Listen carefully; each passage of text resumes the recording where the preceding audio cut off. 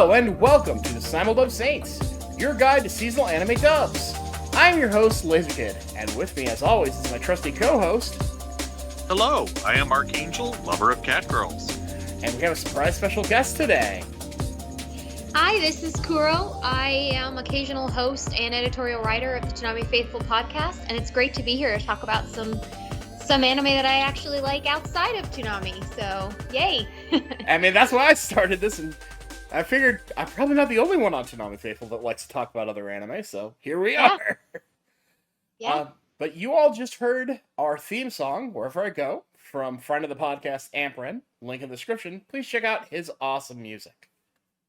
Music is awesome. Oh, God, Ampren is such a good musician. I wish he'd do more, but I understand. Actually, we should say they. I should say they. You're they right. use non-binary pronouns. I knew that, and I'm being a dum-dum. Like my brain. No, it's okay. It happens. As long as it's an honest mistake. It was. I knew that, but I wasn't. My brain wasn't linking. Yeah. No worries. We're all human. Absolutely, but no. Ampren is okay. LK is now canceled. You heard it here first, folks. If this is what gets me canceled, I will get canceled for far other things.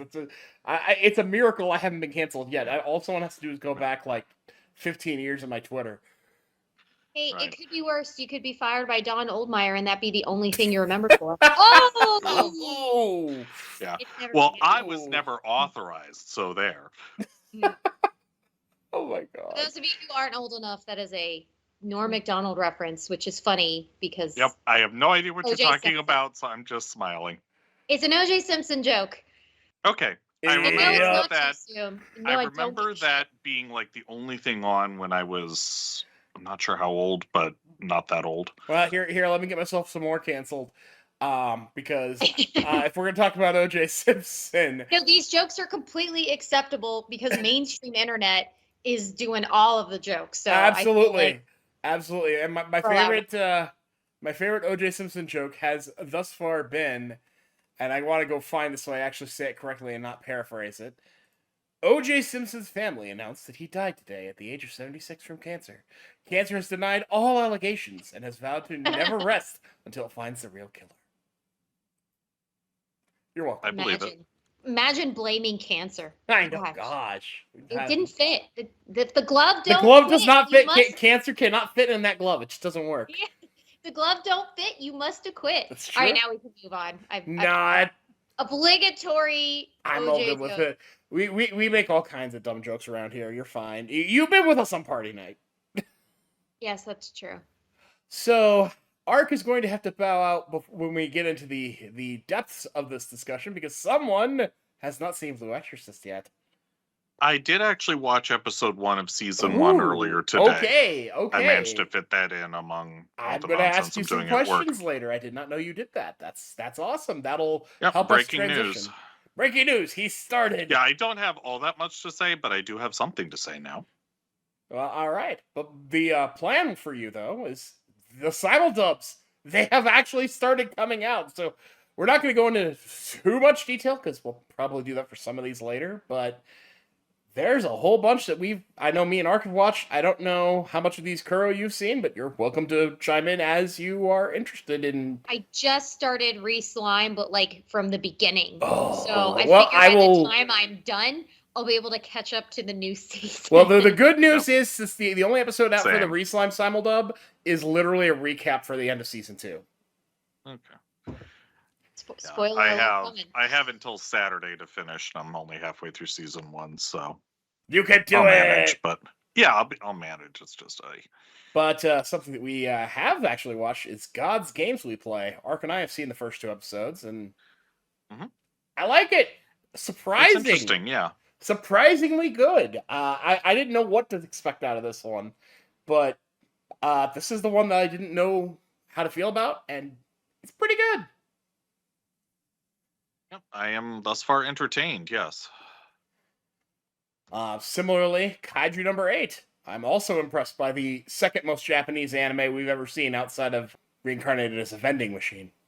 That is really popular online. I see Kaiju coming up all over my feed. I'm not terribly surprised because apparently they've been streaming that outside of Crunchyroll, like the Japanese simulcast is out there on I believe it's Twitch. It's either Twitch or Twitter, and I can't remember which, and I'm gonna say it wrong. But it's actually like running. Which would make more sense. Twitch would make more sense, but I can't remember. It's one of the two, and my brain is dying, so can't remember which one it is. But it's good. I've only seen the one episode, but kaiju fighting good times. Yeah. That brings us to some high dive fun with Helk, which is far funnier than I expected it to be. This is old news for simulcast people because high dive dubs their stuff a season late, but I'm loving how funny and silly, and yet there's still a plot there that I'm waiting to see unveiled. It's fun, good time. A very promising setup. You want to talk about promising setup? The most heretical last boss queen from Villainous to Savior absolutely impressed me very, very, very much. Oh God, it's so funny. Funny. That one just keeps hitting me in the feels. Yeah, there's definitely a lot of that too, but I have a darker sense of humor than you do, so maybe that's why I found it amusing as well as dramatic and touching. Well, your dark sense of humor did not help you with Ragnar Crimson, which is back, and all I can say is, Dragon Hunters go brrrr! Cool. Yeah.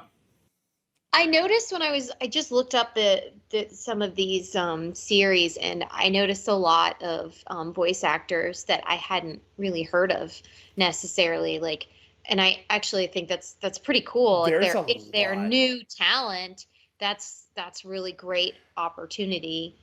I absolutely agree.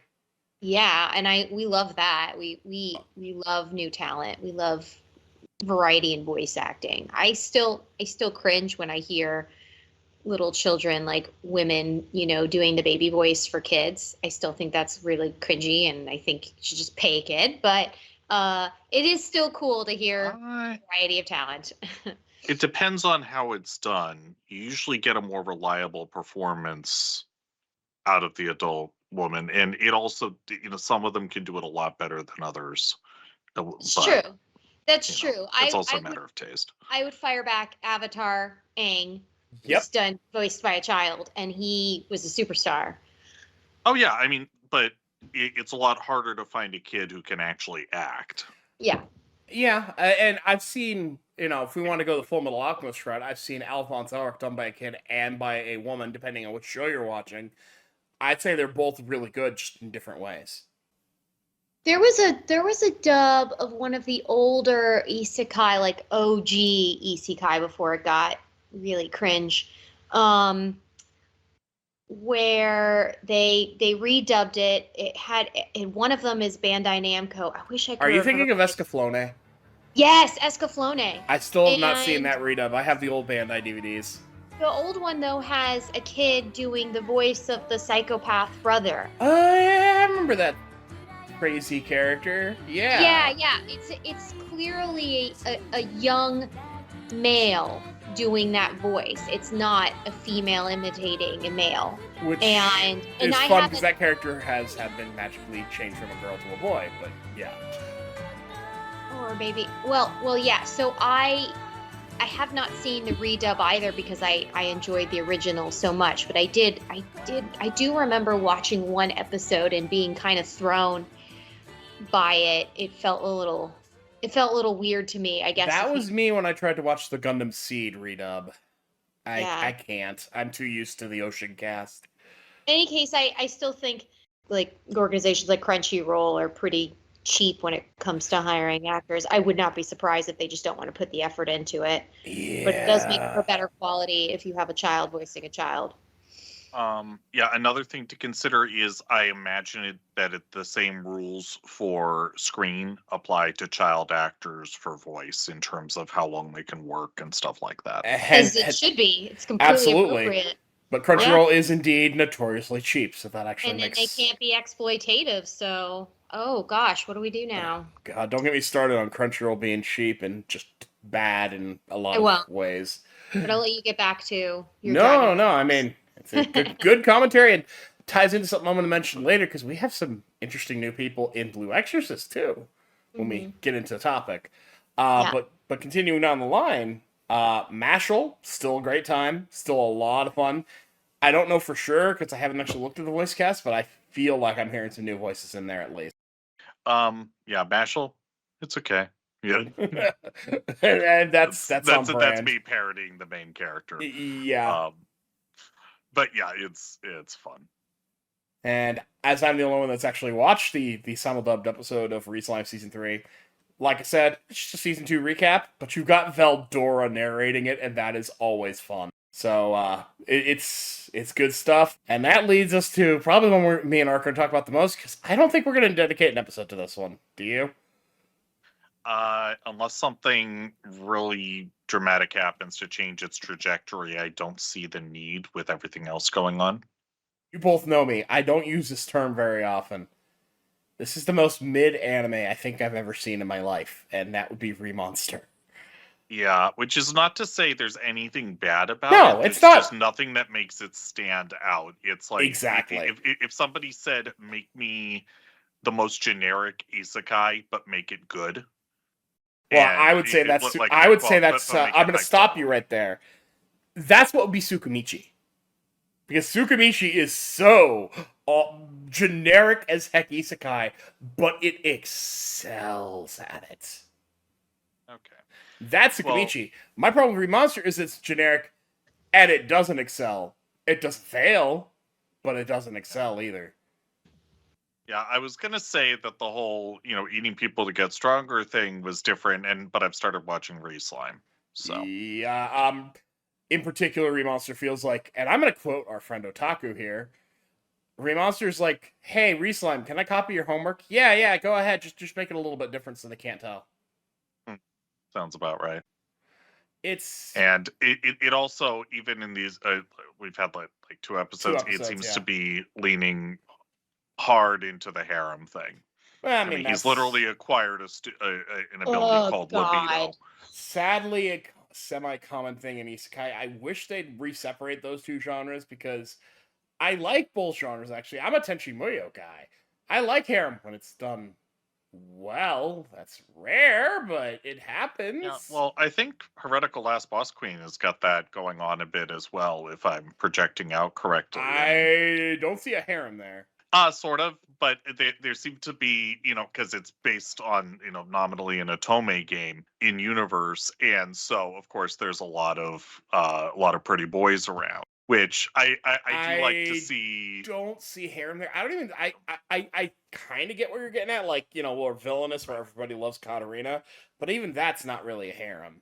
Yeah, well, who says there's going to be any romance? But the point is, there's the heroine and then all the pretty boys, if I'm seeing correctly.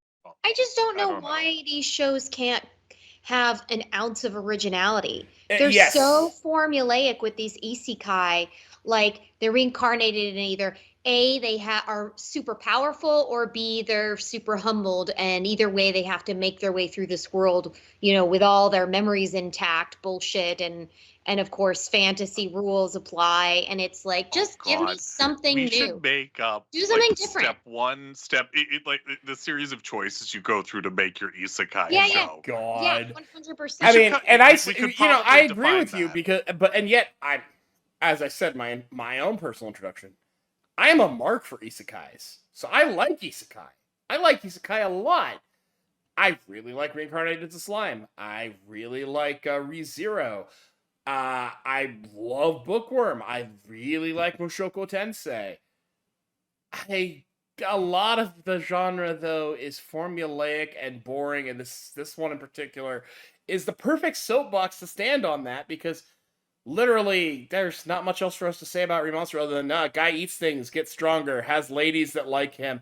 It's fine. It's not awful by any means. I've seen worse isekai, but it's not doing anything unique. Not really. It tries to pull this, I'm hardcore and serious, and then it can't really commit to that either. I've seen hardcore in the serious isekai. I've seen that. I've seen Grimgar. Yeah, this isn't that. All right. Well, I mean, it could still surprise us, but It we'll could, see. it could, and I reserve judgment to the end, and to its credit, I guess we're gonna keep watching it, but it's frustrating in how basic it is, and I'm with Kuro. Give us some unique stuff, because there are unique stuff. You can do interesting things. We have Bookworm out there, where heaven forbid the isekai character is a woman. I know that's terrible, and she's not overpowered, at least not at first. She has to get there. I would also shout out the wrong way to use healing magic, where our main character shows up, and he's not shit until he goes through the boot camp from hell. Love seeing characters earn their power. He's almost an accident that he's there, and they're Yep, like, he's not okay, even well, the one we they can't wanted. just abandon you. Yep. So at least he got better treatment than poor Say from the Saints' magic power. That's another one that's really good. I really do like that one. Yeah, that one's got a lot of heart. And that's when it comes to an isekai, that's really what matters is the heart and the soul of it. And some of them have it, and some of them don't. And that's what I feel is lacking in Remonsters. That's not really there. Yeah. Because, I mean, ultimately, if we wanted to get academic about this, all of these are using the trope as a way to comment on either people in general or something about our culture or, whatever you want to do with it. So, and that's what makes it interesting. Or just, here's this weird world we thought of. I actually... Yes, this weird world we thought of thing. I actually have a commentary for isekai on that, because there are some isekai where it's barely an isekai. I'm going to throw our friend who's picking up the trash under the bus briefly, even though I really like The Weakest Tamer. Why is this even an isekai? Because, and it's not alone, there's several, where it's like, the fact that they're reincarnated barely if ever comes up, so why not just do a fantasy story? In the case of Weakest Tamer, I think it's just an excuse to have Ivy bust out these good ideas and move the plot along. I mean, she could just be a genius. That's not a bad thing. People can be like that. But I'm not trying to tear that one apart. I know that's one of your favorites, and I like it too. So I'm not trying to tear at it. I'm just using it as a recent example. But there's a bunch of them like that, where it's like, it's an isekai, technically. But that doesn't really apply into any way that the story goes into things. So why not just do a fantasy story? I do see your point, and I don't mind things I like being torn into as long as it's a valid criticism, which this is. But yeah, that is something I've noticed recently. But other than that, good start to the season. As much as I just spent a decent amount of time ripping into Remonster, I honestly feel like this is a good set of Simuldubs this season. I can talk, you guys, I swear. That's why I drink. Oh. At least I have an excuse. I can't talk. I've been drinking. I mean, that's fair. That's fair. I don't recommend this as an option. I'm just saying that's my excuse. That's not a bad excuse. So, Art, you've actually watched the first episode of Blue Exorcist. So, before we transition all the way into Blue Exorcist, why don't you tell us your thoughts of early Blue Exorcist? It seems like the sort of thing that I would think up when I was 14 or 15, but fleshed out and actually written by an adult now. So it's fun. It's definitely a you show. I'm an absolute mark for the show. I love it. I love it to pieces. Yeah, that's it's a really the sort of thing. Good assessment. I like that. Yeah, it's very edgelord, but it doesn't feel try hard. At least not in the one episode I've watched. It's funny. Blue Exorcist likes to have its humor, and that's something that we're gonna get into here in a minute. When it wants to be funny, it's really funny. When it wants to be serious, it's really serious. It balances very well. Honestly, what it charms me about the series is exactly what you said. There is a sort of immaturity to it that is very charming, but the lore is thought out so well that where normally I think I'd be bored with stereotyped stock characters and a bunch of high schoolers trying to do adults' jobs. The characters are just so charming. The story's so charming. It's easy to get into. Plus, like, they do such a good job of storytelling and bringing lore together for what this Exorcist world they've created. That I feel like it's drawn me to the series in a way. In other series, I might not be willing to overlook some of these things. So I can see what you're saying. Yeah. As can I, and yeah, the world building in Blue Exorcist is top notch. Absolutely. Yeah, pretty good. All right. I will also say that I forget the main character's name, but his Rin foster father, Kumara. the priest, Rin. his foster father, the priest, is freaking awesome. Oh, absolutely. Father Fujimoto, bless. Love that man. Yeah, he's a good guy. And right. I will tell you this, Ark. His influence never goes away, even though he's already gone. Yeah, I kind of figured he had a time ticking down for him if he's that awesome, and the father figure. Yeah, he may be gone, but he is absolutely not forgotten, even as far as we are into season 3 at this point. Nah, that influence is still absolutely radiating, and not just for Rin, but for his brother Yukio as well. Mm-hmm. Gotta say, I love having Bryce Peppenbrook and Johnny Young Bosch as the two main leads.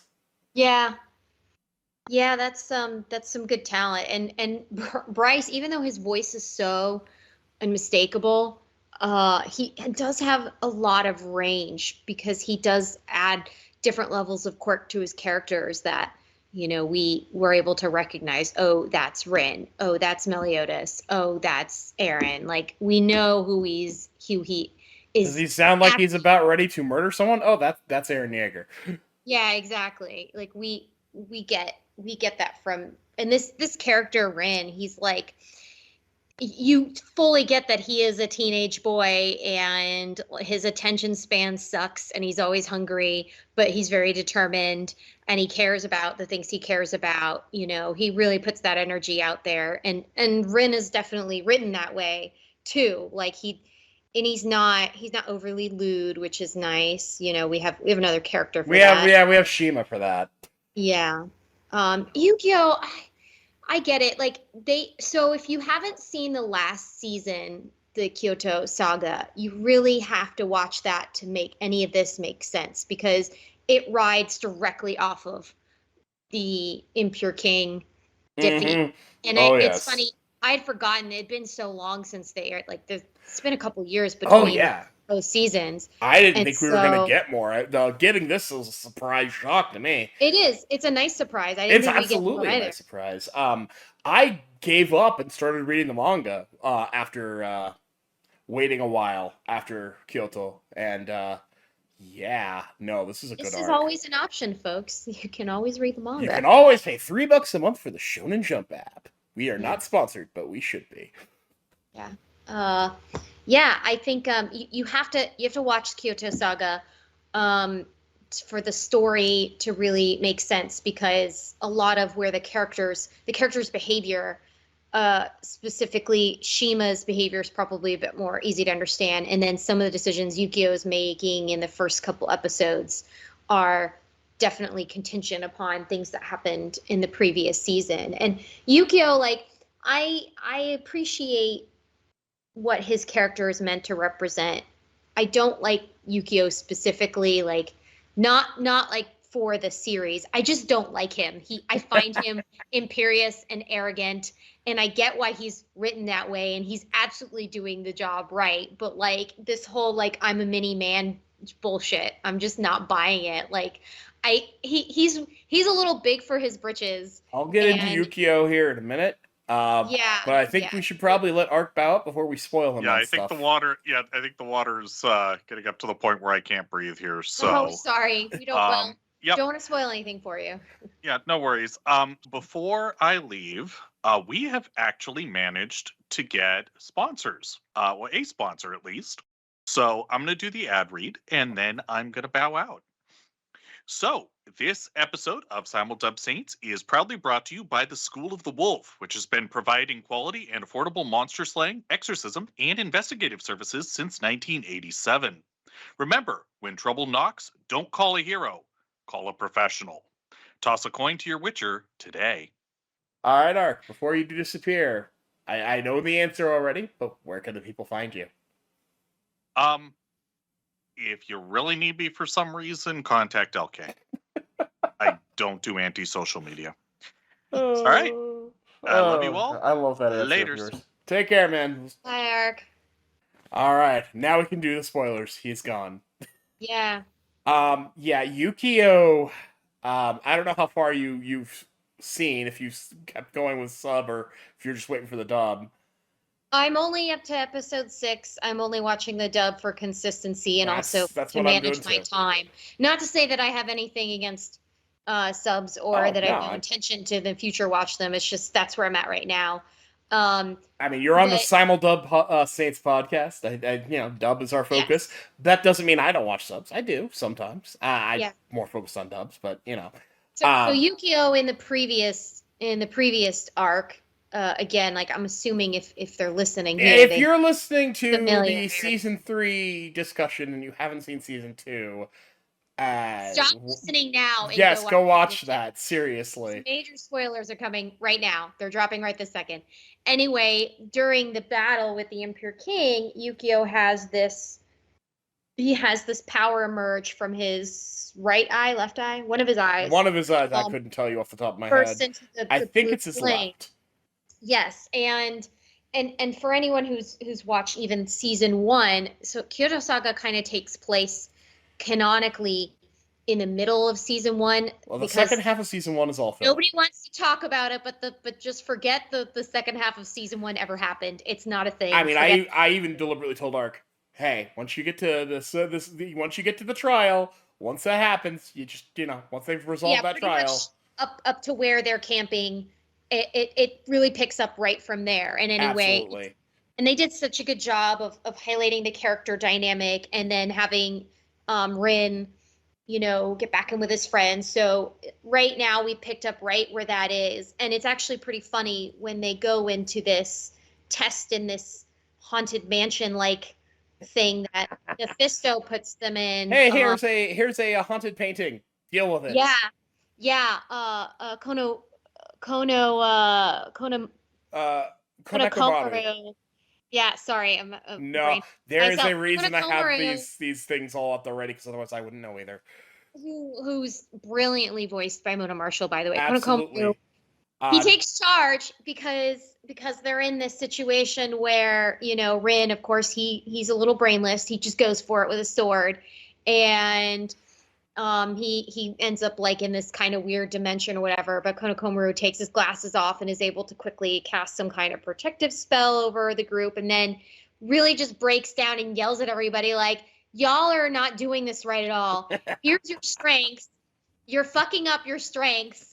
And this is how you should be doing it. And my favorite thing is probably how he tells Shiami, like, have more confidence. You're really powerful. And I'm like, yes. I love yes, seeing that for Shiami. You are powerful. We want you to shine. Shiami is one of my favorite characters, and it was really nice to see that. That whole episode and that scene in particular is a great start to the season, because it's a great reintroduction to our primary cast. Who are these people? It may have been a minute for you. It was a minute for me. Yeah. Though I will say it is a little funny, when Rin gets sucked into the world with Mephisto, and he's like, wait, you're a demon? No. Yeah, we all figured that out, guy. We all Wait. You're telling me the guy with the name of Mephisto? Mephistopheles. Yeah, that's a demon? No way. Who could have seen that coming? I'm assuming everybody's in the know, but if you're not in the know, it's a little play off of the name Mephistopheles, which is from a very, very old German tale about a man who sells his soul to a demon called Mephistopheles. So yes, like that is it's kind of a well-known like well, and it gets even better because we in this little sequence you're mentioning, we find out his real name is Samael. I'm like, oh man, we're throwing all the references out of this. Yeah, Samael, which is a angelic name. which I think in the terms of you might be better to answer this, but in world lore is a reference to like their fallen angel status or whatever. I mean, we straight up get a Lucifer later, so yeah, I think that's a good bet. Yeah, but also more intriguingly, he's not your typical demon. He's committed to maintaining this balance, this neutrality of, making sure no one power, in this case demon power, overpowers like the human world or any other supernatural entity. So he's interesting because on the one hand I don't trust him, but on the other hand I absolutely trust him because his reason makes all the sense in the world. I like the human world. I like the human things. Yeah. He is self-interested in being a protector. So I believe that his motive is legitimate. Yeah. But I also believe that this guy will do whatever to get what he wants, and that whatever is, well, he's a demon.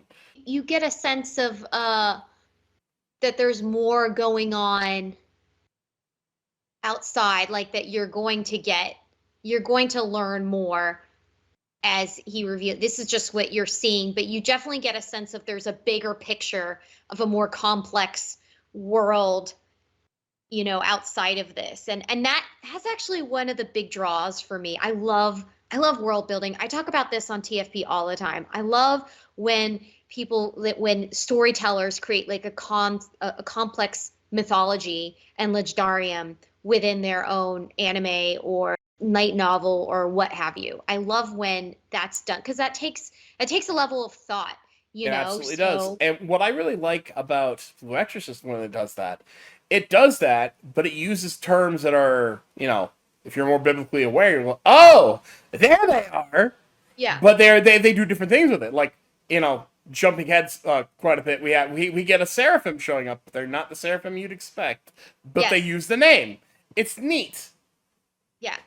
I think the Japanese do something really interesting here too, because in other shows, the term demon doesn't mean the way I think the Western Christianized world thinks of the world. Demon, it's coming out of the Shinto understanding of the supernatural and yokai, and it's a very different thing. And so this view of the word demon is kind of a mix of the two, because they're demons, but they're not all bad. It is a little bit of a catch-all for the supernatural, but there is a distinct Western Christian element to the concept of demon, because they have a Satan, obviously. They have a Satan and a Lucifer, and they're two different things. Yeah, they're two different things, which is kind of wild to me, but yeah. Kind of wild to me too, but I mean, I'll say this, the explanation will make sense when you get there. Yeah, I'm looking forward to that. When they introduced Lucifer as a character, I was like, excuse me? What's going on? I did the same thing when I was reading the manga. I'm like, wait, what? Daddy? No, it's his brother, but he just doesn't know it. They're all brothers, technically. Yes, they're all the kids of Satan. Yeah. Yeah, so Rin, and then there's this interesting scene where Yukio is called in by the True Cross leadership, and he has to sign this document. And I don't really understand the significance because I felt like it was rushed, which actually brings us both to a really interesting point. Yeah. Holy shit, whiplash. Like, it's not as bad as, say, Inuyasha Final Act, which is really bad, but there's a bit of rushing, particularly around episode 3, but a little bit in 2 as well. The first 3 episodes were pretty rushed. I felt episode 1 wasn't too rushed, but episode 1 also was just, hey, here's our characters doing things. This is the problem when they try to fit a story arc neatly into a 12 or 13 episode series. Like, why not go to 16? Why not be flexible? Hey, you can do a split core. It's happened before. Absolutely. And with as long as we've had to wait between seasons on this one, give us a split core. We'd love it. Yeah. It was a little bit of whiplash, and I felt like I had to slow down and I had to rewatch a couple times to understand what was being explained, because it was important stuff, and it's all being like thrown at you like a fastball. As the manga reader over here, let me explain the Moranath contract to you, because it's actually really neat. Explain it to me. I love it. So the Mornath contract, it refers to a demon named Mornath, and basically a Mornath contract relies on Mornath's power, and Mornath doesn't really give a shit one way or another as long as you abide by the contract. He's like a contract demon, basically. If you sign a Mornath contract, you are bound by that contract, and if you violate it, Mornath is going to show up and kill you. It's like what they do in Harry Potter. It's a lot like what they do in Harry Potter, yes. Except for literal demon shows up and just like, nope, you broke my contract. So what was explain the significance of the contract that Yukio made and why keeps internal dialoguing of fear of breaking it? Well, I mean, he's afraid of breaking it because it will get him killed. That's the easy part. No, I mean, like, what does he think why does he think he's going to break it? Like, where's that fear coming from? So he's so conscientious and rule follower. I just didn't get that. He's a part of that meeting where they're finding out, hey, something's going on. The lines are blurring between, Asya and Gehenna. And we think it might be the Illuminati. Yeah. And they're also... Yukio seems to think that they're testing him. And he's being very paranoid because of his eye, which his physicals are coming by. They're like, everything's fine. It's all fine here. He's like, it shouldn't be. I'm not going to argue with you, but it shouldn't be. Yeah. Which he thinks that that's Mephisto's doing, and very well might be. But he's paranoid because, well, he's Yukio. Of course he's paranoid. That's sort of a major factor in that character's universe. Yeah. And it comes from trauma, absolutely. And yeah. I go back and forth on whether or not I like this character, but I'm interested in the character because yes, he's incredibly realistic. Yes. This is a guy who's I 100% terrified. Agree. He is interesting and he's good for the series. That doesn't mean I like him personally, but I like what he brings Absolutely. to the story. I can't wait till I hope this season goes far enough. If it does, we're gonna be back here and you're gonna be cussing him out. Oh my, yeah, I wouldn't be surprised. Like Yukio is he works so hard to maintain this facade of control, and that like I just feel like he's on the brink of losing his shit. Like Absolutely. I'm not at all surprised that I mean I feel like the nonsense that was the last part of season 1 is probably pulled from some bits and pieces of canonical material that they threw into, but it wasn't a shock that, he lost his mind then. However, we're pretending that didn't happen. And so we have to look forward and think like, okay, is this character like, yeah, he's had to take care of his brother who's like kind of wild and has, outright demon traits. And, he's had to bear responsibility and mature really quickly. And he's like taking on all these adult roles. He's going to break. Yeah. He's going to break. He's a fucking teenager. He's not meant to bear these kinds of No, and that's going to be a theme here in today's episode of the Gendo Ikari School of Parenting Parent of the Year Award. We'll get into that here in a minute, but a similar story here. The kid is being made to act as an adult, and that never ends well. Yes, oh my gosh, that's so true.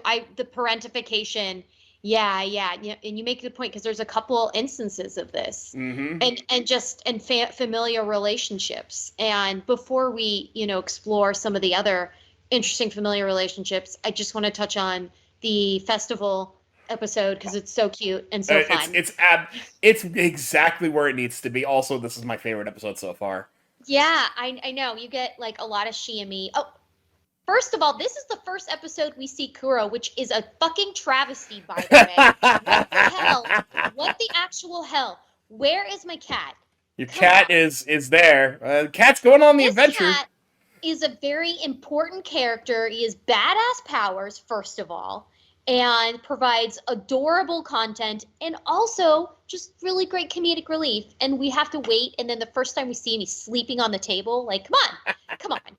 We can do better by Kuro than that. So anyway, yeah, Shiami and the festival arc, where you see the funny like back and forth where Shiami's like, I'm gonna ask Yukio because things have been really hard on him lately, and Rin's like, oh fuck me, no, I was gonna ask her. Poor Rin. He's trying so hard, and it's like, oh, I'm interested in my brother. Okay. I love the little melodrama here. I also want to give a shout out to the new character of Sei Godane, who's in this episode. After Rin gave him those eye drops in episode 1 or 2, he got them in episode 1. Where it's like, hey, you're seeing demons, but you don't have a temptate, which is really weird. Here, this message should help you. Which of course came from Mephisto in return for exercising that painting. Yeah, that's probably, and I have a feeling that is thrown in there because it's going to be important later. The fact that a person is seeing demons without having the prerequisite. I think that they did that, to demonstrate something important that's changing in this world, or some kind of herald or something. I don't know, but I was taking note of that, and I was like, huh. And he's so cool about Rin, like, explaining to him, like, well, yeah, I'm a demon. And, like, part of it was like, shut the fuck up, Rin. Stop telling people that. I'm part They're demon. going to put you in the funny farm, man. I love Say's reaction. Oh, that's kind of pretty hard on you. It's like, it was. Well, I used to think my friends hated me, but no, they're there for me. I love them. I'm like, if that isn't a perfect summation of this whole show, I don't know what is. Yeah. Like, even Yukio, who makes very unfortunate decisions time after time, he always comes around, eventually. Yeah. Well, he ultimately, there's a part of him that wants to do the right thing. That's why he set out on this path to be an exorcist. Mm-hmm. And so I think it's just sometimes trying too hard to do the right thing can make you a little rigid and making some errors in judgment. But again, he was parentified, and now he's not had a chance to grow up and be a kid. So well, I mean, straight up this festival, people are asking him to go on the day. He's like, oh, I'm staff. I can't. Yeah, dude, come on. Go enjoy yourself. Go enjoy it, dummy. Oh, but I'm staff. You're a kid. Get out there. Let the adults be staff. But ultimately, what we wanted to happen, which is Shiami going with Rin, does happen. And it's so cute because she says it. I heard it. She said she likes him. She said it in her mind. She likes him, and I heard it, and it's canon now. I heard it, and I love it. I heard it as well, and it is one of my favorite scenes so far.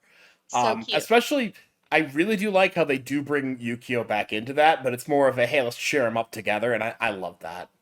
Yeah, it was sweet. It was a very Kingdom Hearts vibe moment. It was sweet, though. Part of me was like, okay, I wanted the two of you to hang out, but this is fine too. I think this is very much a Shemi and Rin thing, because Rin cares about his brother too. He does. And Shami gave her explanation to him of he seems really worried about something, which it doesn't take a genius to figure that out, but obviously Shami did. And of course Rin cares. Because that is the kind of guy he is. Yeah, of course.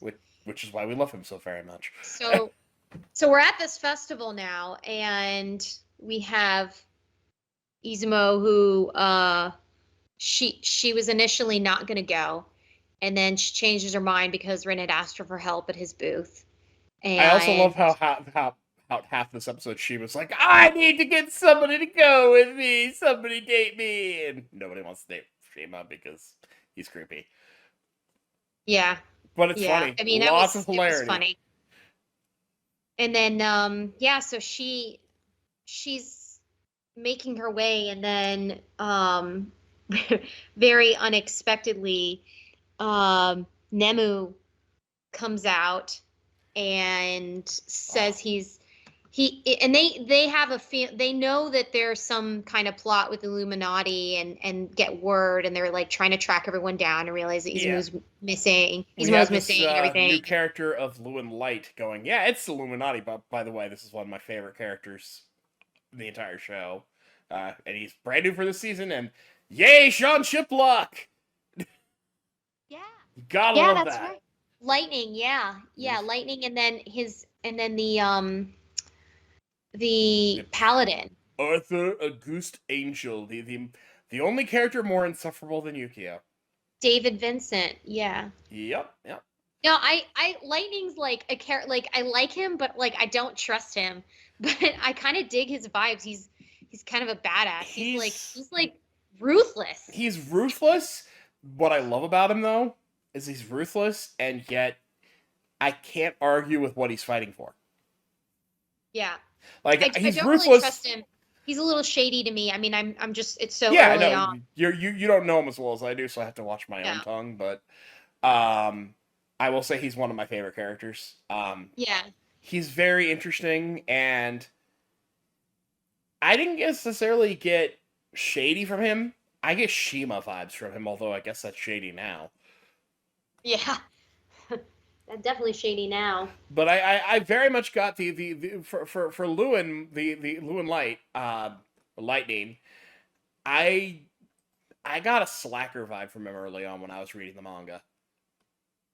Yeah, but like he comes out like he's alone with Angel. Yep. And they're doing their own thing, and he's fighting, and he's like, I complaining about not being able to be on the whole Impure King stuff. Yeah, And screw then you, Paladin. And he seems kind of slackery then, but then when they move on to like sussing out an Illuminati spy. Oh yeah, no, he's like, I'm gonna torture your family if you don't tell me what I want to know. Like, which is it's just like it's creepy on the one hand, but on the other hand, when you consider, especially when we see what the Illuminati will do, he's willing to go there to protect a lot more people. I don't hold that against them. In the moment, like in the moment it's very disconcerting. Betrayal. Yeah, I was like, this is appropriate. This was the appropriate amount of force because he was never going to need to go through with it. No, you know? I definitely got the feeling that he would have been nicer to them than he was letting on. Oh, sure. That is definitely the feeling I get. Yeah, I also like that you see some competency from True Cross exorcists outside of this academy group, that there are competent, powerful exorcists doing their job. Because sometimes, like in these shows, we get one little pocket. Like with Soul Eater, we're following one pocket of them, and remember that these are massive organizations that have to cover, the whole world and do a job. And so you see like the other exorcists, the guy gets locked in, the guys get locked in, and then the other exorcists come to their rescue, and pretty badass display of summoning power by the way. I love that, and I also love how that was some brilliant planning all around. They're like, they're going to try and lock us in, we're going to let them think they locked us in. But they didn't really get us. I saw it coming. All according to Keikaku with that Lewin Light. Yeah, so we have a new character. We have some new voice acting talent. Sean Chiplock as Lewin Light, and David Vincent as Arthur Auguste. He's not new. He's been around, but oh yeah. Paladin's been with us in season 1, but I do like the buddy cop dynamic between the two of them, because you have the tryhard and the relaxed guy who will suddenly go there when he needs to. Yeah, he's definitely a little uptight. He's like it's like a Shikamaru. I love Shikamaru, though. I do too. I also one of my favorite characters. Lewin Light's one of my favorite characters, and so is Shikamaru. Yeah, no, that's a good comparison. Okay. So you've put a new light on this character. New light on light? Yes. I'm sorry. Yeah. No. Okay. So, because I'm just suspicious. I mean, understandable. You give him the Shikamaru spin. Shikamaru, you can't ever be suspicious of Shikamaru. He's 100% loyal to the good side, the good guys. So, all right, I can buy that. But yeah, so all this is happening, and then they learn that they're gonna is that where they learn that they're gonna kidnap one of the? That's where they learn, because he's like, okay, well we'll torture your family. No. Actually, we're gonna kidnap Izumo. Oh, crap. Yes. Okay, well we got to go deal with that. And up until now, like we've only dipped our toe in the waters for some of the characters. I mean, until like Kyoto Saga, we got to see more about Ryuji and his legacy and his family and what the powers they have. And then obviously Shiami, we've gotten a little taste of her and what her capabilities. So, Izumo has her own. Obviously, for her to be fodder for kidnapping, she has to have her own Absolutely. She something going has on. her own something, and boy, Yeah. howdy, is it something. It is something, and you know, there's this really intriguing scene when you have Nemu with the puppet boy confront her. Like, I was watching that scene and I was like, this isn't what I think it is. I can just, like, there's more going on there, because I didn't think he was a bad dude. His vibes he gives off from the other instances you see him in the previous seasons, like that he's more helpful than hurtful. So I was not buying that he was a spy for the Illuminati. He says he's a coordinator. I was like, okay, that must mean something more than what Yeah. it's obvious. Well, and, as it turns out, that is absolutely the case. Although, when I first got into it, I got into it, watching the anime all over again, because I'd forgotten about his role in this. Yeah. And I'm just like, well, screw you! I mean... Yeah, I was confused. And then Shima shows up, and you're kind of relieved, Shima. like, oh, good. Oh, and good. like, Shima's here to save the day, and we've gotten a bit of last season we didn't just get Ryuji, we also got Konakamaru and Shima as well. They're all from that same place, so we have his background, or at least we thought we did. Yes, which is going to be important in a minute, because Shima's like playing the good guy, and he makes this massive summons to quote unquote rescue her. Yamantaka. Good God, that thing's terrifying. Yeah, and then and it was actually really, really fucking cool. Oh, absolutely. I didn't know he had that kind of power in him, and it was like, all right, I see you, Shima. It is an absolute shocker moment for the Slacker's actually a silent badass. It just knocks him out when he's done. It's like he's it's like Zenitsu. Oh God, he is Zenitsu. Yeah, he's got the Zenitsu. He's filling that role. I was gonna say it's Zenitsu without simping, but it's Shima. Yeah, he's definitely a simp. but then, like, something happened. There's some kind of Illuminati spell, and that's where we are introduced to, in earnest, Lucifer, who has a scene with Mephistopheles, and they call each other brother, and we're like, oh, okay. And his name is Lucifer, but he's not Satan. Nope. Voiced by, and I'm going to absolutely destroy this name, but Griffin Puatu? Yeah, that sounds right. I'm terrible with pronunciations, but I think that's right. Puatu. But I know him as Keith Clays in Reincarnated as Villain Saul Route C to Doom, which fantastic voice in that. Yeah. Also Lewis in Beastars, and the other thing I know him for is Bosch in Street Fighter 6. I don't play Street Fighter, so I've watched it. He's like a rival character in the story mode for Street Fighter 6. Yeah. But damn, I mean the roles I'm used to hearing him in are more supportive, good guy roles. He nails this. This guy is... Dude, he's definitely not a good guy. No, Lucifer is not a good guy at all. You don't even know the half of it. Good chunk of it, though.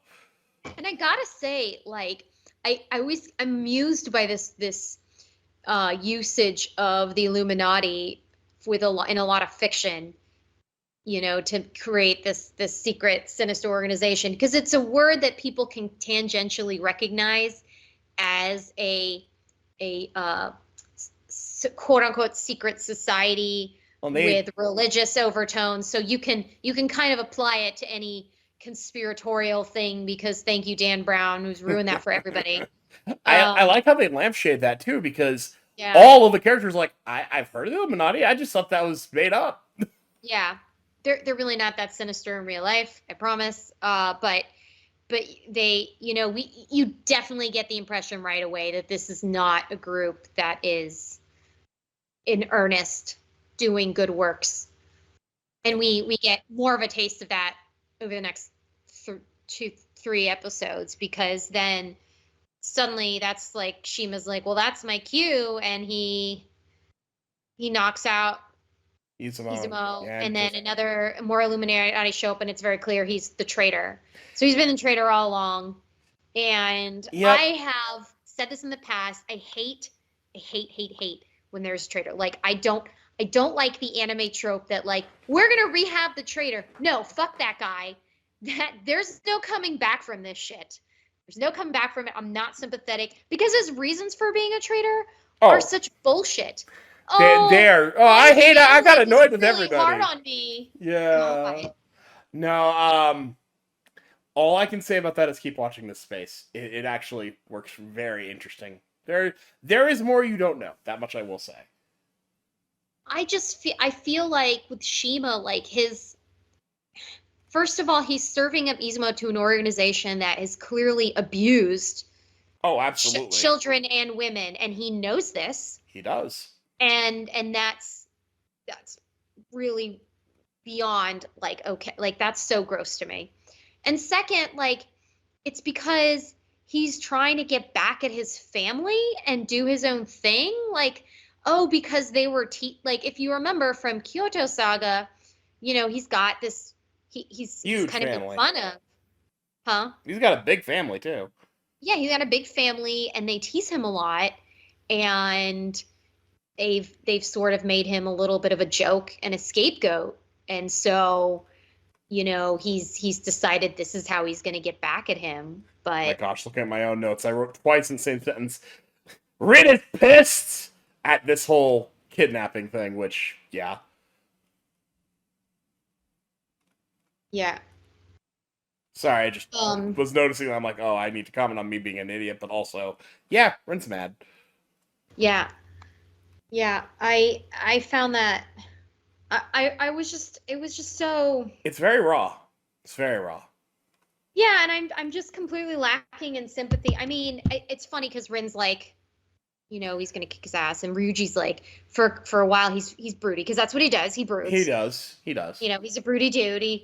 And he's like angry, and he's like, we're gonna get him back. I'm gonna kick his ass, kind of mixed between the two. But he's like, I'm gonna kill him, and then I'm gonna kill myself. And Rin's like laughing at him because he's being a drama queen, which is the appropriate response in my opinion. Absolutely.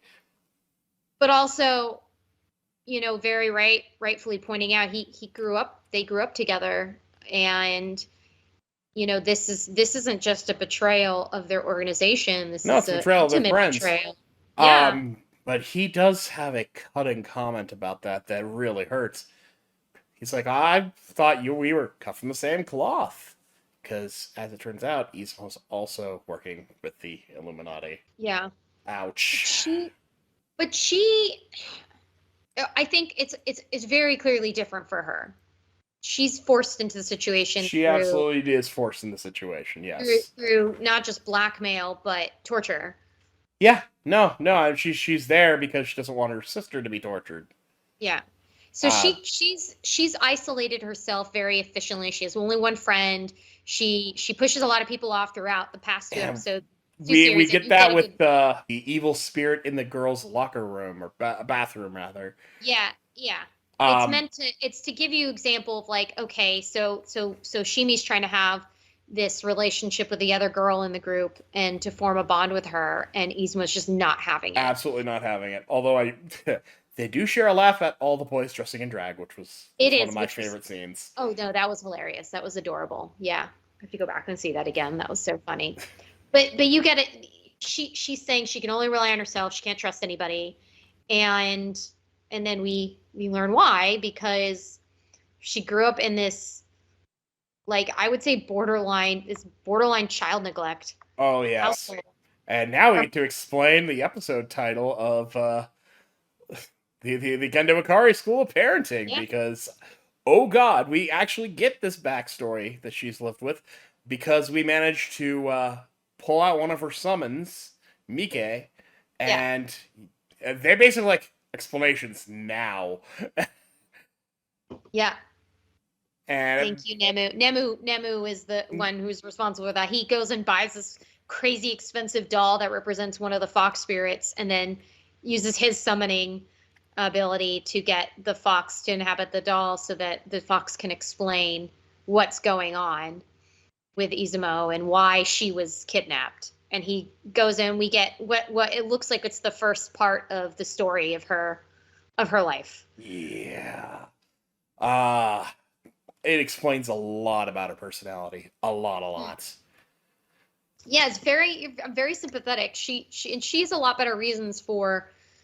I mean, at this stage, she's truly kidnapped. She's there against her she's will. out of She's duress. not working with the Illuminati at all because she wants to. She's under or duress. anything like that. She's under duress. She's assuming that we know she has a little sister. Her little sister's not with her. She's doing this in part to protect her little sister. And then when you get to the part where they're there, you see this really twisted, horrible, gross scene with a woman who's her mother. She says it's her mother, and she's been horribly tortured and experimented on by the Illuminati, which is ridiculously fucked up. Like, this makes me even more mad at Shima, because, like, how can you see that and be okay with this? God, it just makes me so angry, and I can't handle how anime does this. They have these like villains who are cartoonishly evil, that they just have no qualms about torture of innocent. Yeah, that's our Dr. Robotnik, aka Dr. Michael Gedoween over here, who is. I do not like this character, although I gotta say, goddamn props to Alejandro Saab for voicing this guy perfectly. Oh yeah, everything about him is meant for you to hate him. His character design is vile to look at.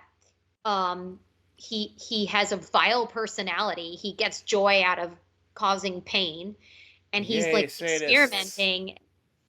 And he intends to. He starts out, when we know he's experimenting on the mother, and he's threatening to experiment on her little sister.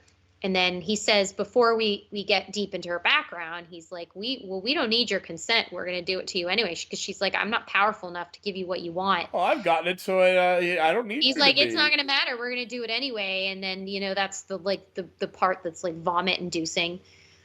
So he's vile all the way to his core. And yeah. No, this guy this guy needs to meet Rinsword. That's my opinion. Yeah.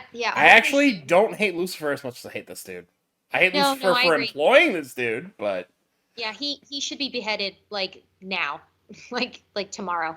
I don't know how much Lucifer knows about what this guy does, because I will say some of the people are more like Maria, who's an absolute idealist.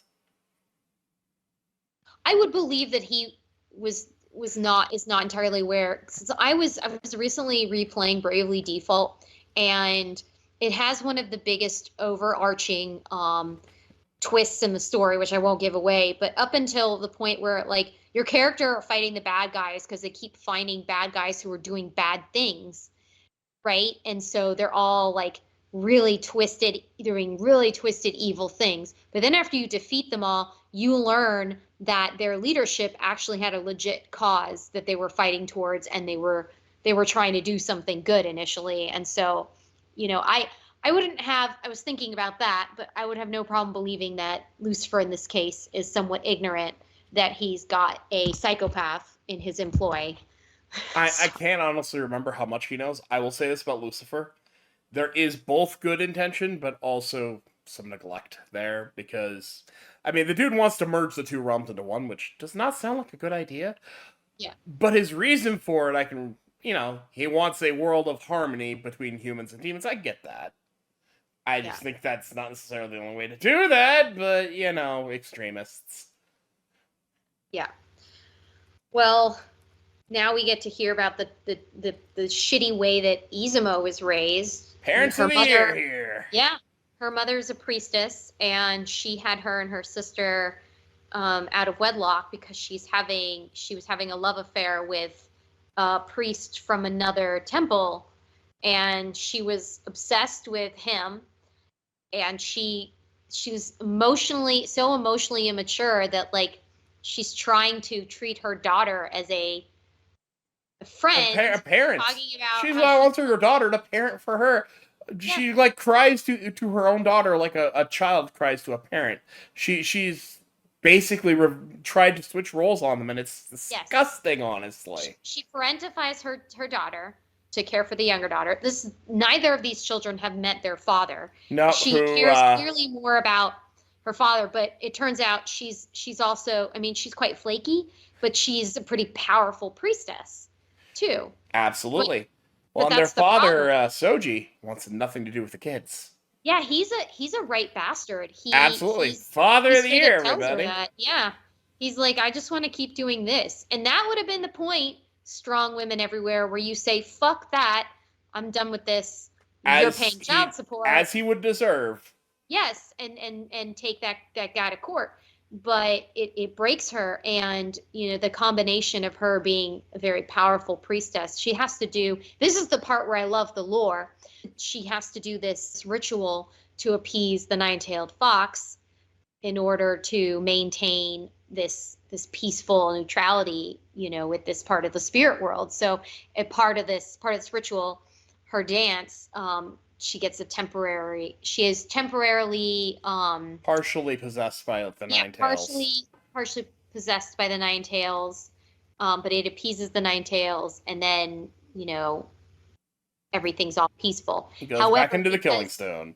Yeah, but because she's emotionally immature, and having this conversation with Izumo's father, her dad, asshole dad, so bastard in both versions of the definition. Yeah, he's a complete shithead. That that the relationship is not worth as much to him as it is to her, and that if she ever I like you though, but if you keep asking me to see your kids, I'm gonna like you less. Yeah, she wants to be a family. Gosh. Which I would imagine that's probably why she had the kids. This is something that I can 100% see a real woman doing, having the children, thinking we're going to be a family. He loves me. We're going to be a family together. But I can absolutely see that. He finally breaks it to her like, no, that's never going to happen. I don't want anything to do with them. And if you want that, then we're done. And it kind of breaks her brain. Well, and in the background, while this is all going on, Izumo gets, I wouldn't say confronted, but she gets introduced to the Illuminati, who are very interested in all of this stuff. Yeah. And specifically from Maria Yoshida, who seems to be the only member that we've seen that acts like a human being. She seems to be a true believer, too. Yes, and there's a lot of that in the Illuminati. I can tell you that right now. She's not bad. She really believes in finding this way to have this equality, and she thinks that the cause will lead them to that. But she's also a real human being, and she has empathy for these children. So, Izumo, who's leading this, who has this really shitty life, at first she sees them and she's like, no, I know what you're trying to do. I'm not having any of this bullshit, because I was actually so proud of her for that. I was too. But then, when her mother breaks and says, I'm going to go do this thing. Oh, yeah, I got fully possessed. She literally has no one else. This little girl has no one to turn to. She has no other adult figures in her life. Yeah, because she is a illegitimate child. Yeah. The community basically shuns them, her and her sister. So she has no adults to go to. Yeah, and she doesn't know enough about who, she obviously wouldn't know anything about true cross people, and that they would have the ability to exorcise this demon. She just calls the first person who's ever been nice to her is Marie, and says, hey, my mother's been possessed, I'm scared, etc. And Marie's like, oh my god, she responds with compassion. Yeah. Good old Maria's like, yeah, that's bad. Let's go get you some help. And I love this because she is not lying. But we gotta be fast about this, because if the True Cross finds out about this, they will kill your mother. And I hate to say it, but she's probably not wrong. Yeah, maybe I mean, the truth is we don't actually know, but who would have had the True Cross has been shown to be kill happy in the past. Yeah, they may have done that, or they may have had the skill to exorcise the nine tails from her body, but it doesn't matter, because you're talking to a child who is relying on it.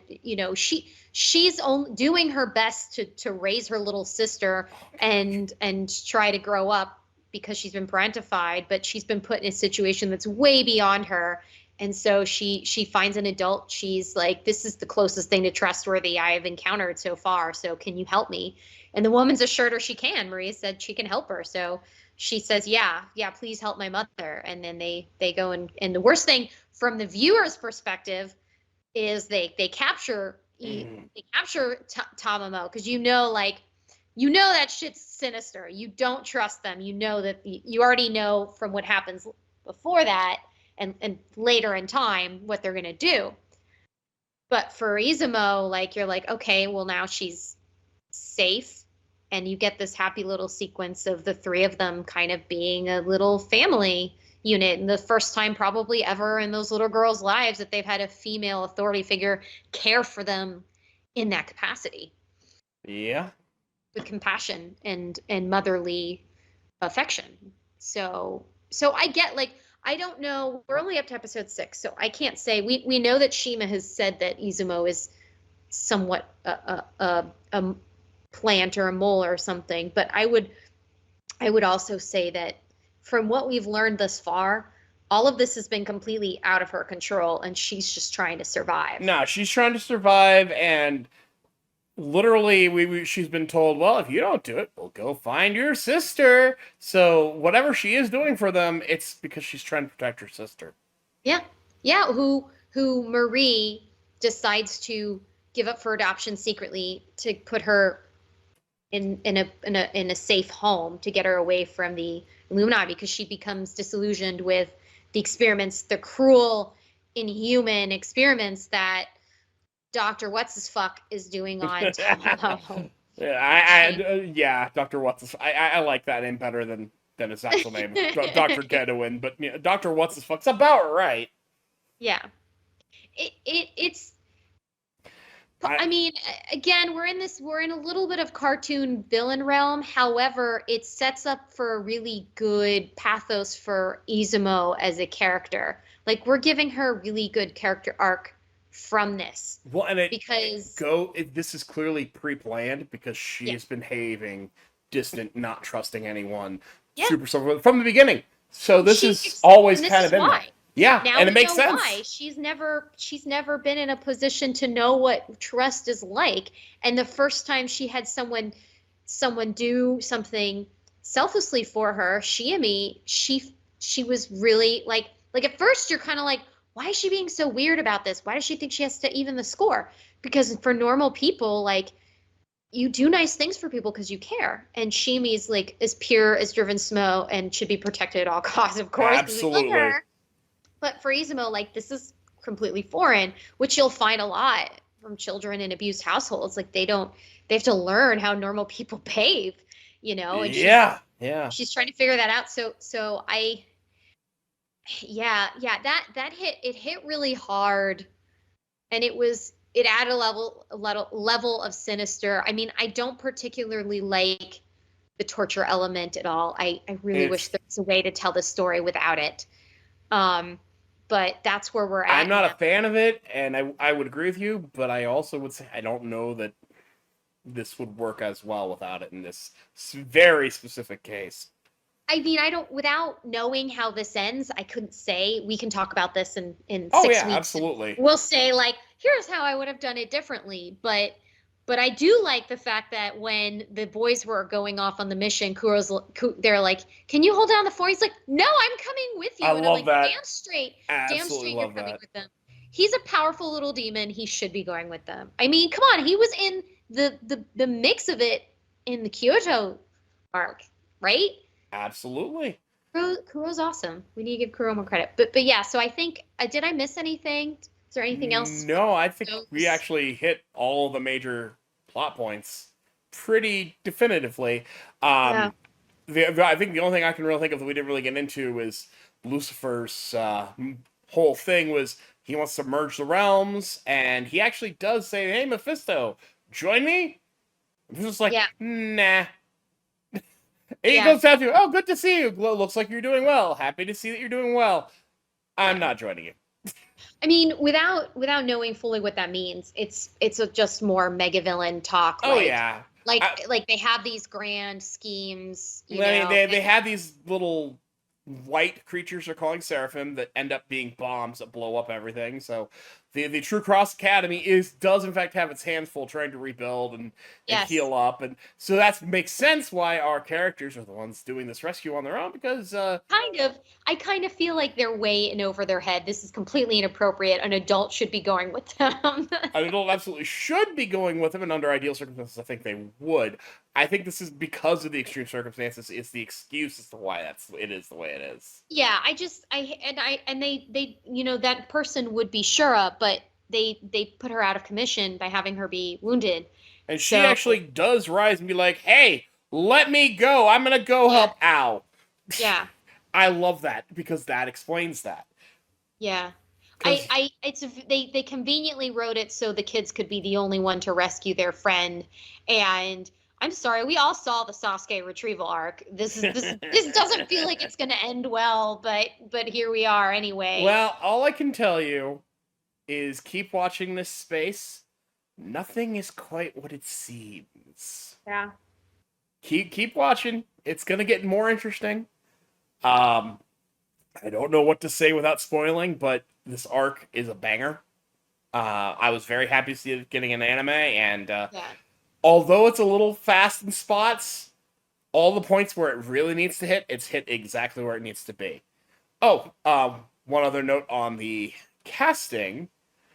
Tamimo, Izumo's mother, is voiced by Allegra Clark, who is Maki Zenin in Jujutsu Kaisen, Zazan in Hunter x Hunter, and, to my interest, Josuke's mom, Tomoko Higashikata, in JoJo Part 4. A much better mom. I have to obligatory plug for Toonami here because they did play season 1, and I feel like this is such a good opportunity to play season 2. Well, and it's Aniplex. It's so easy to explain. It's Aniplex. They can just throw Kyoto up. Exactly. I've been waiting for them to do that for years. That's what I'm saying. Like Aniplex could. I mean, even though Crunchyroll is streaming the service, it is an Aniplex. They own the series. They could easily make a deal with Adult Swim and show this, and then we could see potentially both seasons. And I feel like it does fit well. I mean, they're still doing. They just played Licorice Recoil at the time of this recording. They just finished up. So they're still there's still a slot for teenage shenanigans and action scenarios. Shenanigans. Yeah. You're not wrong. And honestly, Blue Exorcist was a great fit. I did not see it before Toonami. That is what introduced me to Blue Exorcist, and I'm very grateful for that because this story just gets better and better as it goes.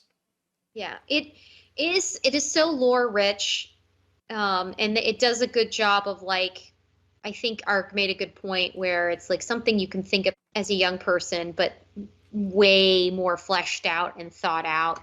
So and I think that's probably why it appeals to a younger audience, which neither of us are, but we both like it because the storytelling is so good. Absolutely. Well, and Ark is also absolutely right. I'm a total mark for this sort of thing. Good versus evil stories are absolutely my jam. Like supernatural adventure stuff is my jam. I love supernatural. This is the sort of thing I would write. I mean, I'm mostly here for the demon cat. Not gonna lie. I mean, it's where you got your name. I'm here. But I mean, the demon cat is adorable. Demon cat is boss. It Absolutely. needs a lot more. I'm just very disappointed that we're 6 episodes in and we've had no Kuro, nothing worth talking about, and it's ridiculous. Well, Kuro did say, "I'm going with you," which was great. Yes, that was it though. I feel like I deserve more. Well, I feel like keep watching it's this very space. important. Keep watching this space. This arc will do some very interesting things. Yeah, I think too. Now that we've sort of established this attempted bonding from Shiami's side, I think that's also going to be. I feel like that's also going to play a role because Izumo has made it very clear how she doesn't trust people and she doesn't know how to have these deep relationships with people. She has one friend, but we've had Shiami save Izumo and Izumo save Shiami. Yeah. Shiami showing back up and saving Izumo again just seems about par of the course for this. Yeah, and how that would how that would play to Izumo. Like, well, wait, we were even. What are you doing here? Like, her learning about how good people behave and how people Absolutely. who care about you behave. I mean, you got the whole In crew general. coming for her. Yeah. Oh, definitely. I mean, Well, and and even also I really want to see more Nemu. Like, I'm totally intrigued by his character and what he has to you will offer. absolutely see more Nemu. And even someone like Shima, who we're not particularly happy with, he does seem to go out of his way to at least try to make it less uncomfortable for Izumo. He manages to get her doll back. He offers her drinks, which she completely understandably tells me, get the fuck out of here. But Yeah. he definitely seems to at least want to make it as comfortable a transition for her as possible. Which I believe is absolutely because he knows what's going on. I mean, what did he think was gonna fucking happen though? Like, I mean, you're not is this wrong. to assuage his guilt? Because I'm not I don't. buying. I don't think that's exactly it. I think it's more he knows enough to know, and so he's trying to make it as painless as he can. Yeah. It's Anyway, It's I can't wait to see him get his ass whooped. oh, you're gonna love where things go with Shima. I think you'll be very pleasantly surprised. Yeah, I'm very interested, but we're so far in one part of Izumo's family's backstory, and we left it off with her agreeing to become a pawn with Dr. Watson's fuck in order to save her little sister. Yep. So that's where we're at, and her and so she's about 11 at that time, Mm-hmm. more or less. This And we know now flashback she's hits what, 15, as hard as it 16? did in the manga. I'll say that. That's something. Despite some pacing issues here and there, the moments that need to hit are hitting exactly the same. Yeah. Well, that's good. I mean, it did seem, like you said, the pacing seemed a little rushed in places, but they're definitely trying to tell a good story here. And so we're 6 episodes in, and I'm very curious about how this is going to play out. Absolutely.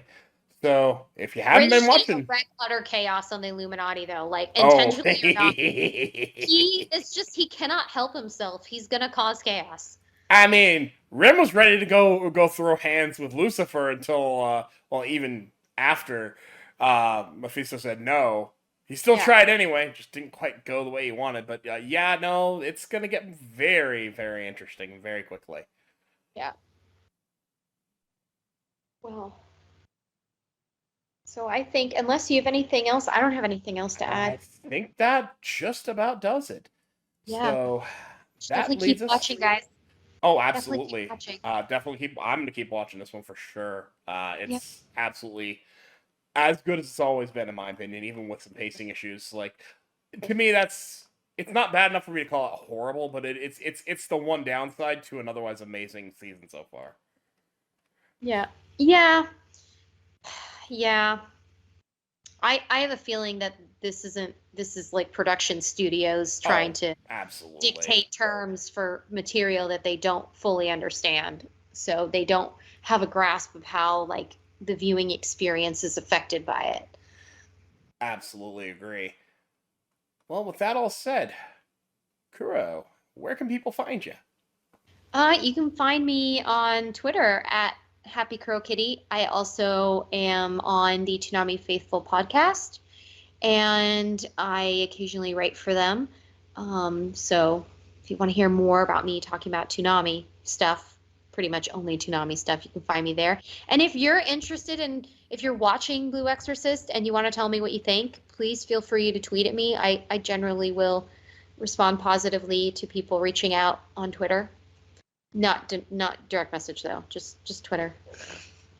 Sending the messages through Twitter, but not through direct message. Yeah, don't do that. Only villains do that. It's weird. It's weird if you don't know the person. Yeah, absolutely. It's just weird. As for myself, you can find me also on Twitter at LaserKidPrime. I am on Blue Sky at LaserKid, although I allegedly at Blue Sky at LaserKid. I'm not there very often. But I also am on Toonami Faithful podcast fairly frequently. We actually get to record that tomorrow. That's going to be fun. Yes, we do. Yeah. As of this recording, there will be a Toonami Faithful recording tomorrow, whenever this recording was. Mystery. Yeah. I also occasionally, allegedly, am an editorial writer, although working on one now. I need to go through those edits. I'm really bad about that right now. But yeah, there's something there coming in the near future. Yep. Definitely stay tuned. Absolutely. So, and yeah, definitely check out Toonami Faithful. Good podcast. It's where I got a lot of my ideas from this one from. Thank you for sticking with us here at Simuldub Saints. We love having everybody here. Thanks for having me, Laser. Oh, Appreciate absolutely. Thank you for coming. It was good to have you. This is a lot of fun. Absolutely. We like to have fun around here. Yeah. But yeah, until next time, I'll see you guys later.